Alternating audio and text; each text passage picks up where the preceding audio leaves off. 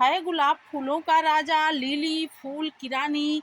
गुलाब की खूबसूरती हर किसी का मन मोह लेती है। अगर आपके भी गार्डन में गुलाब का पौधा लगा है तो गुलाब के केयर के बारे में आज हम आपको बताएंगे। गुलाब को किस चीज़ की ज़रूरत कब पड़ती है, उसके न देने से आपको कैसा रिजल्ट मिलता है, यह सारी जानकारी आज की इस वीडियो में। सबसे पहले तो हम आपको बताएंगे कि आपके भी गुलाब के पत्ते अगर इस तरह के दिख रहे हैं तो समझ जाइए आपके गुलाब को आयरन की ज़रूरत है।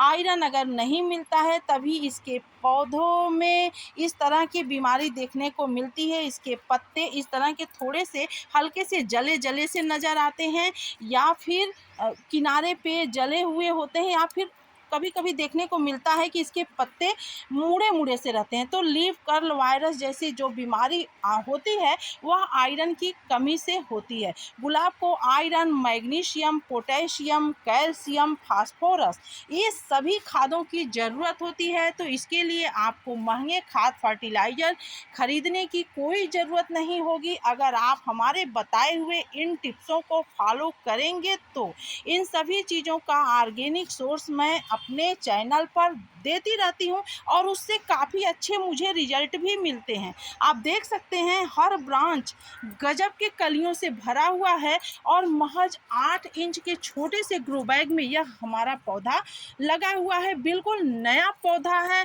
अभी हम इसको न तो इसकी मिट्टी बदले हैं और न ही इसको रिपार्ट करने की अभी ज़रूरत है।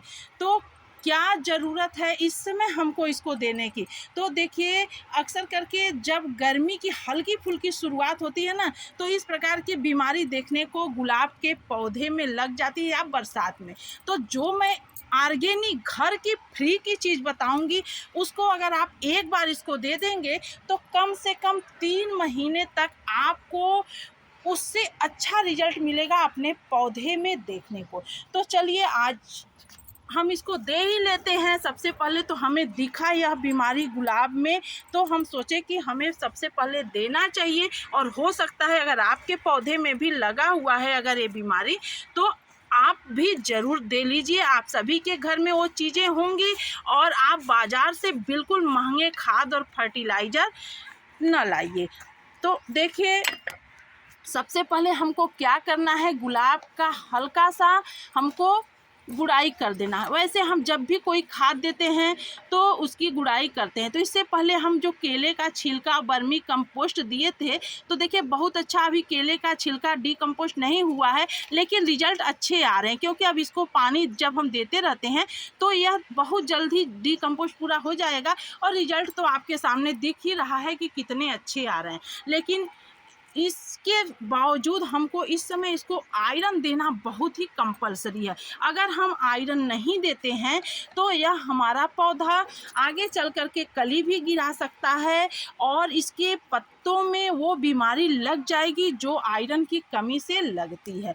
तो देखिए, हम सभी लोगों के घर में ये चीज़ें मिल जाती हैं। आप सभी लोग अपने घर में इस प्रकार की चीज़ें रखे होंगे, तो उसको फेंकने के बजाय आप अपने पौधों में यूज करिए। मैं आप लोगों से कई सारे वीडियो में कनेर वगैरह में, गुड़हल में दिखा भी चुकी हूँ इसको देते हुए, लेकिन आज मैं आपको गुलाब में भी देने का तरीका इसको बताऊंगी। क्योंकि मैं अभी इसको न रिपार्ट अगर आप अपने पौधे को कर रहे हैं तो इसको डाल दीजिए सबसे पहले नीचे। अगर नहीं रिपार्ट कर रहे हैं, जैसे हम इस समय इसको जो दे रहे हैं, तो आप इस तरीके से भी डाल सकते हैं। तो देखिए, आप सभी के घर में मैं मात्रा भी बताऊंगी, समय भी बताऊंगी और कैसे देना है यह भी बताऊंगी कि आपको कोई नुकसान भी न हो इससे। तो देखिए, यह लोहे का टिन है, आप देख सकते हैं बिल्कुल डिकम्पोस्ट हो गया लोहा है यह, और ये एकदम सड़ गल चुका है। लेकिन आपको थोड़ी सी सावधानी बरतनी पड़ेगी। अगर मान लीजिए आप कभी उसकी गुड़ाई कर रहे हैं या निकाल रहे हैं तो आपके हाथ में इससे चोट भी लग सकती है। तो आपको थोड़ी सी सावधानी से इसको डालना होगा अपने पौधे में। आप चाहें तो इसको भिगा करके इसके लिक्विड को भी डाल सकते हैं, लेकिन उससे उतने अच्छे बहुत दिनों तक आपको रिजल्ट नहीं मिलेगा और आपको फिर हर महीने में देना पड़ेगा। लेकिन अगर आप इस तरीके से डालेंगे तो आप 3 महीने के लिए फ्री हो जाएंगे। तो देखिए, मैं यही तरीका अपनाती हूँ। मेरे पास इतना समय नहीं रहता है कि मैं एक ही पौधे की देखभाल कर सकूँ, तो मैं बारी बारी से हर पौधों का देखभाल करती हूँ। तो हर पौधों को मैं 2-3 महीने के लिए फ्री कर देती हूँ, कब किसको किस चीज़ की ज़रूरत रहती है, और घर में ही तैयार करती हूँ। पैसा बिल्कुल भी खर्च नहीं करती, बहुत कम खर्च करके मैं गार्डनिंग करती हूँ। तो इस तरह से आपको क्या करना है, इसकी मिट्टी को लगा देना है। और देखिए, सबसे बड़ी चीज़ आपको ध्यान देने की ये बातें हैं, ये आप रूट्स देख रहे होंगे, इसकी जो ये रूट्स दिख रही है, ये रूट्स के पास ही आपको इसको रखना है।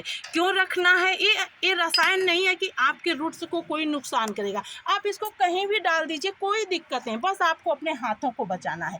हाँ, एक बात और आपको ध्यान रखना है कि ये ज़्यादा पुराना है तो आप ऐसे भी डाल सकते हैं। अगर मान लीजिए आपके पास ये नया है तो आप इस तरह से पॉलीथीन में उसको रख दीजिए, और पॉलीथीन में आप इस तरह से होल कर दीजिए किसी भी चीज़ से चारों तरफ से, और अंदर पॉलीथीन में पड़ा रहेगा। फिर आप कहीं एक जगह दबा दीजिए, और जब पानी देते जाएंगे तो जो उससे लिक्विड निकलता जाएगा हमेशा आपके गुलाब को मिलता जाएगा। तो यह तरीका मैं हमेशा अपनाती हूँ, और जिससे कि मुझे अच्छे रिजल्ट मिलते हैं। तो देखिए, तकरीबन 3-4 महीना हो गया हमको इसको आयरन देना, और जो दिए थे वो डिकम्पोस्ट भी हो गया होगा। तो ऑर्गेनिक चीज़ें एक बार दे देने के बाद उसको देना पड़ता है 2-3 महीने के बाद। तो ये देखिए, लोहे का टिन था, इसमें हम एक पौधा लगाए थे, पौधा में पानी देते देते यह बिल्कुल सड़ गल चुका है।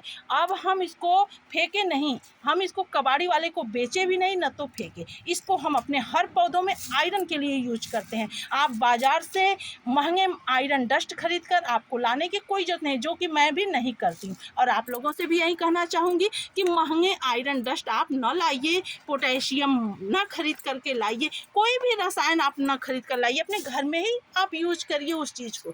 तो देखिए, यह करीब 50 ग्राम के करीब होगा, 50 ग्राम से भी कम होगा, मैं अंदाज से ही ऐसे ले ली हूँ।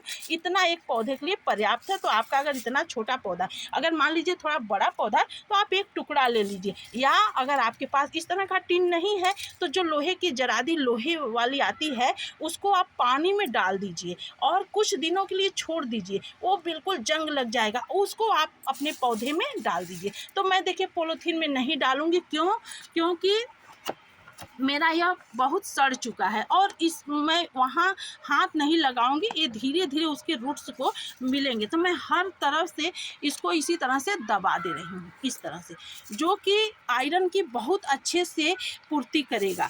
तो आप यह तरीका ज़रूर अपनाइए, या इसके जड़ के पास ही आप दबा दीजिए। तो जड़ तो आपको कभी गुड़ाई नहीं करना रहता है, तो जड़ बिल्कुल सेफ्टी रहता है। इस तरह से देखिए, यह बहुत जो है इसका चूर्ण बन चुका है। देखिए, आयरन डस्ट का ही काम करेगा, बिल्कुल काम करेगा। आप एक बार गारंटी लेती हूँ कि आजमा करके देखिए, आपके पौधे इतने स्वस्थ रहेंगे।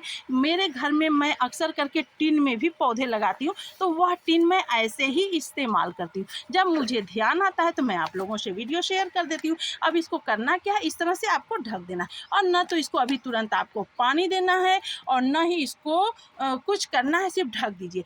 अब जो बताई हूँ, अगर मान लीजिए नया है तो आप ऐसे ना डालिए, क्योंकि वह धीरे धीरे डिकम्पोस्ट होगा। तो आप इस तरह के पैकेट में रख करके होल करके और यहीं जड़ के से थोड़ी दूरी पर नीचे दबा दीजिए, और जब जब आप इसको पानी देंगे, देख रहे हैं ना, इस छोटे से रूट्स आते जाएंगे और कलियां खूबसूरत बड़ी साइज की बनती जाएंगी, और फूल की खुशबू भी गजब की रहेगी। आप आजमा करके देखिएगा, और बहुत अच्छे आपको उससे कलियां भी बहुत अच्छी बनती हैं। तो है ना यह फ्री का चीज़, आप फ्री के चीज़ का इस्तेमाल करके अपने पौधों से अच्छा खासा रिजल्ट लीजिए। आपको महंगे खाद फर्टिलाइज़र लाने की कोई ज़रूरत नहीं है, घर में आपके हर चीज़ अवेलेबल है, बस आप उसका सही से इस्तेमाल करिए। तो उम्मीद है आपको अच्छा लगा होगा आज का ये वीडियो। अगर पसंद आया होगा तो लाइक ज़रूर करिएगा, शेयर करना बिल्कुल नहीं भूलिएगा। चैनल को पहली बार देख रहे होंगे तो हमारे इस चैनल को इसी तरह का बेहतरीन कंटेंट पाने के लिए सब्सक्राइब करिएगा। नए होंगे तो तहे दिल से आप, पुराने अगर आप हमारे सब्सक्राइबर्स हैं तो तहे दिल से आपका धन्यवाद। Thanks for watching.